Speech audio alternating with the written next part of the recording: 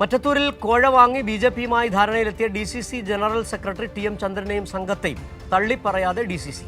അന്വേഷണത്തിന്റെ ഭാഗമായി ചന്ദ്രനെയും സംഘത്തെയും താൽക്കാലികമായി പുറത്താക്കിയെങ്കിലും ജില്ലയിൽ ഇപ്പോഴും ടി.എം. ചന്ദ്രന് വലിയ സ്വാധീനമാണുള്ളത്.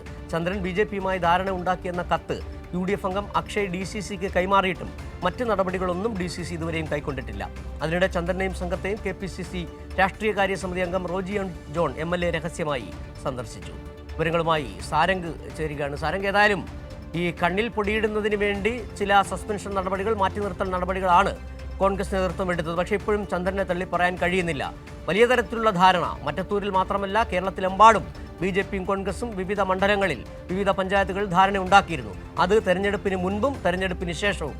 ഇത് ഓരോ ദിവസവും മറ്റത്തൂരിലാണ് പ്രകടമായി പുറത്തു വരികയും ചെയ്തത്. നിലവിൽ എന്താണ് ഇപ്പോൾ മറ്റത്തൂരുമായി ബന്ധപ്പെട്ട് തൃശൂർ ഡി.സി.സിയിൽ നടന്നുകൊണ്ടിരിക്കുന്ന കാര്യങ്ങൾ?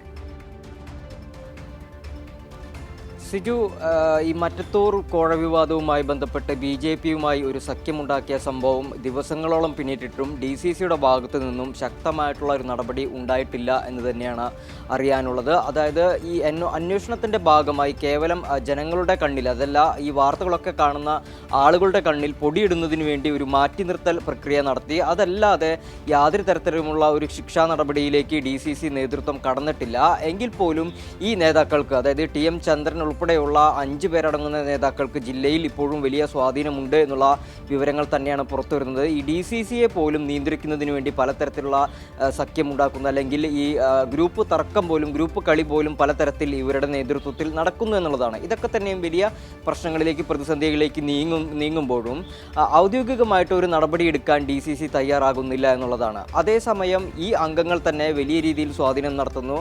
മറിച്ച് ഈ അംഗത്തിനെതിരെ, അതായത് ടി.എം. ചന്ദ്രനെതിരെ യു.ഡി.എഫിൻ്റെ തന്നെ ഒരു അംഗം, അക്ഷയ് എന്ന അംഗം കഴിഞ്ഞ ദിവസം പരാതി നൽകിയിരുന്നു. അതായത് ഈ ബി.ജെ.പി ധാരണ ടി.എം. ചന്ദ്രൻ്റെ നേതൃത്വത്തിലാണ് നടന്നത് എന്നുള്ളൊരു കത്ത് ഔദ്യോഗികമായിട്ട് തന്നെ ഡി.സി.സി ജനറൽ സെക്രട്ടറി ജോസഫ് ടാജറ്റിനെ അറിയിക്കുകയുണ്ടായി. എന്നാൽ ഇത്രയും ഗുരുതരമായിട്ടുള്ള ഒരു സംഭവം, അതായത് ഗുരുതരമായിട്ടുള്ള ഒരു കത്ത് ലഭിച്ചിട്ട് പോലും അതിൻ്റെ പുറകിൽ എന്താണ് സത്യാവസ്ഥ എന്ന് അന്വേഷിക്കാനോ അല്ലെങ്കിൽ അതൊരു നടപടിയിലേക്ക് നീക്കാനോ ഈ ജില്ലാ നേതൃത്വം നടത്തിയിട്ടില്ല എന്നുള്ള കാര്യങ്ങളാണ് പുറത്തു വരുന്നത്.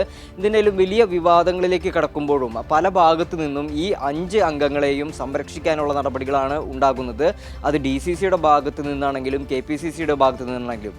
ഇതിൻ്റെ ഭാഗമായിട്ടാണ് കെ.പി.സി.സി രാഷ്ട്രീയകാര്യ സമിതി അംഗം റോജി ജോൺ എം.എൽ.എ ഈ അംഗങ്ങളെ രഹസ്യമായിട്ട് ഇന്നലെ സന്ദർശിച്ചത്. അതായത് കെ.പി.സി.സി ഇവരെ പൂർണ്ണമായിട്ടും പിന്തുണയ്ക്കുകയാണ്, രഹസ്യമായിട്ട് ജനങ്ങളുടെ മുന്നിൽ ഇവരെ തള്ളിപ്പറയുന്നുണ്ട്.